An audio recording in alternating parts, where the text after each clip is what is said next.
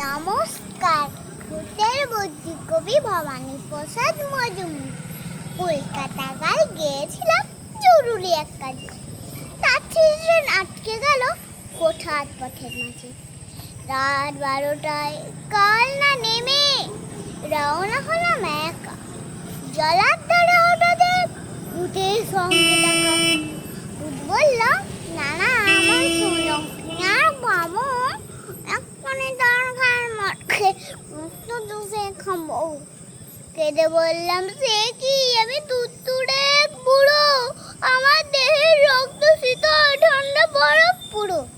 তার যে ভয় পাকলে কোনো জোয়ান ছেলে মেয়ে দারুণ মজা পাবে তারে গরম রক্ত খেয়ে। ভূত বললেন, হোক ঠান্ডা কর্ম তোকে সমান ইচ্ছে আমার মৃত্যু নয়, খুব করিস ক্ষমা।